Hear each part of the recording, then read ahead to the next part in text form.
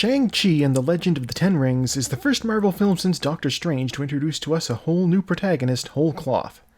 Does its shadow loom over the ensemble mess that was the Eternals? Does it maybe clean up the fan-outraging version of the Mandarin from Iron Man 3? Not really, but it's a decent attempt. Shang-Chi is the latest example of the Marvel formula in action, where you have the intro to establish the hero and a plucky sidekick, the plot kicks in, and then the third act features a 45-minute CGI fight scene. We saw it with Black Widow, we saw it with Thor. I guess it works well enough for the box office. Okay, long story short, we open in sunny California with our protagonist Sean, aka Shang-Chi. Shang-Chi, like the title of the movie. He parks cars for a living with his best friend who doesn't know anything about him. Does he look like he can fight? Come on, bro! You have a sister? They're attacked on the bus by assassins who are after his necklace for some reason. Sean realizes they're going after his sister next, and so they hop on a plane to Macau to meet up with his sister, who is an assassin. They end up fighting. Wong and the Abomination are there, and then more assassins show up who work for their father. Their father takes them hostage and brings them back to his compound and reveals that he needs those necklaces to find the entrance to their mother's village, where he believes their mother is being held. The Mandarin from Iron Man 3 is also there. Their mother is long dead. Sean and the sister and the plucky friend break out of the compound, and they manage to get to the village first, aided by this weird winged butt. And they warn the village about what's coming. One 45-minute CGI fight scene later, their father is dead, the world is saved from the evil soul-eating creature from another dimension, Shang-Chi now has the 10 rings, and everyone goes back to their lives, sort of. Shang-Chi goes back to working with his friend Katie, more or less, and his assassin sister takes over their father's empire of assassins. It's assassins all the way down. So I don't usually complain about pandering to markets. That's definitely something that seems to be happening here.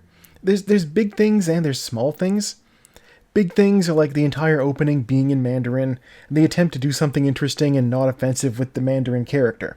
I mean, they straight up had Trevor look at the camera and say, "I was doing an offensive caricature." And I wasn't playing a character at all, but what I now recognize to be a rather unflattering portrait of your father.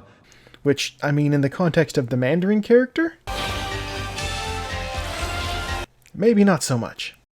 The small things are the little touches of Asian culture. The karaoke bar running gag, the changing names to better fit in with American culture.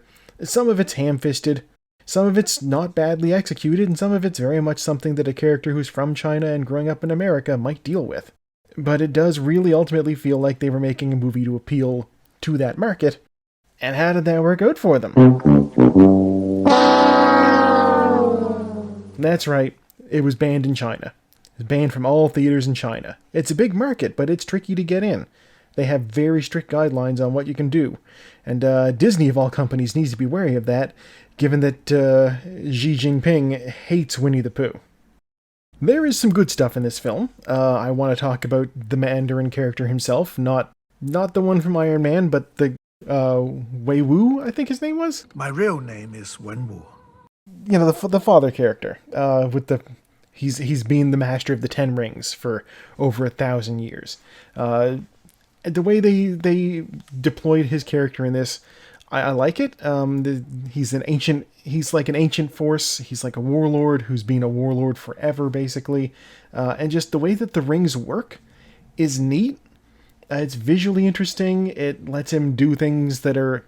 It plays into like the martial arts storytelling. Much more than, say, somebody who just happens to have 10 rings that let him shoot 10 different sorts of laser beams. I also have to compare him to the Mandarin from Iron Man 3, because of course the movie makes an explicit attempt to do that. The character played by Ben Kingsley as the Mandarin was just... He wasn't like a superhero or anything. Like, he didn't have superpowers. He was just a guy who was supposed to be like a terrorist. And that felt like something they were shooting for since the original Iron Man movie, because Tony had been kidnapped by an organization called the 10 Rings, and the Mandarin is famous for his 10 rings. So it wouldn't have made a whole lot of sense for him to be this superpowered person, you know? And to me, like, this is completely removed from the original comic book Mandarin. to the point where it's not really a stereotype. Like, he's not supposed to be even Chinese, he's supposed to be Afghan. And say what you will about Ben Kingsley playing the role, the man is, I believe, half Indian, isn't he? He got away with Gandhi, he played Gandhi. Yeah, he didn't strike me as a caricature of a Chinese culture, he struck me more as just this Afghan terrorist type who, it turned out, was just a ploy all along. He wasn't actually even that. Which raises the question, his character was basically given this role by Aldrich Killian, who was running the Extremist Project. Had all these, super soldiers, and he wanted to take over. He basically revealed himself to be the actual Mandarin behind, the Mandarin who was on screen. I am the Mandarin! And does this mean that he was aware of the Mandarin, like, Wei Wu? Wenwu. The 1,000-year-old warlord with the actual 10 rings? That doesn't feel like something he would know anything about, given that he was this, like, very white science boy. Maybe it's just me, I don't know. Yeah, I didn't mind that character, I didn't mind the twist. I don't even mind the idea that his character was based off of Wei Wu. Wenwu. I should be checking to see if that's actually Wei Wu or if it's Wu Wei. I Wenwu. don't remember. They called him their father so much in the movie. They didn't really use his first name, They avoided names a lot in this. If I didn't have the subtitles on, I probably wouldn't have caught it at all. Another good thing, Simu Liu, getting work. We love to see Canadians making it. He was fun in Kim's Convenience. He's fun here too. He's a charismatic guy, he's a good-looking guy. He's set for the Marvel formula, he can do this, if they choose to make more Shang-Chi movies down the road, he's good for it. He will last at least as long as Chris Evans has lasted for them. There's some problems with the movie, though. Shang-Chi is another in a long line of Disney characters to have been orphaned. His father's never home, being a warlord and whatnot. His mother was killed by gangsters. So at the age of 13, he goes to America on his own. And given that this movie's set in 2021, that would have happened in 2011. Does a 13-year-old even know how to navigate the system to enroll in public school without a social security number? Another thing, Sean works out. He's clearly into fitness. Why does his best friend not know that he can fight? Does he look like he can fight? Why does she think that he can't? Does he look like he can fight? Yeah, kind of. He obviously lifts. This shouldn't be out of the question. Honestly, and with the end, I knew how this was going to end at the start of the 45-minute CGI dragon fight. The only thing I couldn't be certain of was whether the devoured souls were going to return to their bodies and we'd see his parents reunite. But no, they just, it was so obvious. He's going to get the rings, he's going to be the thing, he's going to succeed his father, and they're going to beat back the soul sucker guys, and that'll be it, Obviously, they were going to win. I mean, Marvel has done a film where the bad guys won and the good guys lost, and half the universe died. But this was not going to be that. Odd choice to bring back the Abomination. I guess he's cool now, and friends with Wong of all people. He's not magic. So why is he friends with Wong? And given that Wong knows Banner, why is he does Bruce know that he's hanging out with the Abomination? How does that work out? It's pretty boilerplate Marvel stuff. If you watched any of the other movies, you pretty much know what you're getting here, but with some subtitles. It's nothing revolutionary, but it's good to see Simu Liu getting some big screen recognition. I don't see his character necessarily fitting in with the Avengers, but if they bring the Defenders into the MCU like people seem to want them to, he could be a solid replacement for the garbage Iron Fist.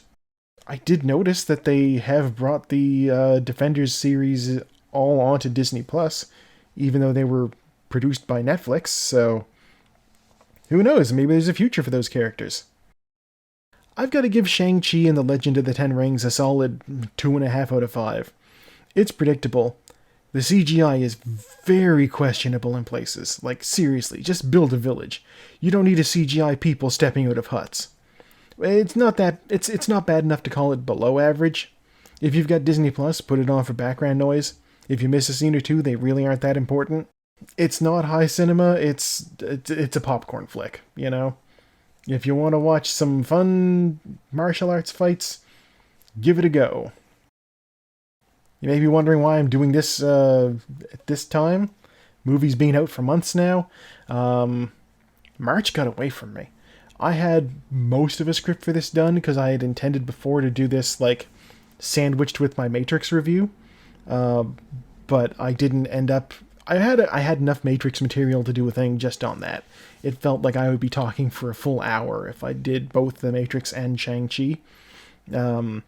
Looking at the recording here, I'm seeing that maybe it would have been closer to 45 minutes.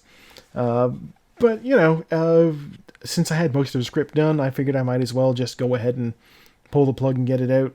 We'll see what I have in store for April. I am undecided yet. We might go with something Easter themed. I don't know. We'll see. But yeah, Shang-Chi, 2.5 out of 5. Thank you for tuning in. I have once again been your host, Joe, and I will see you next time.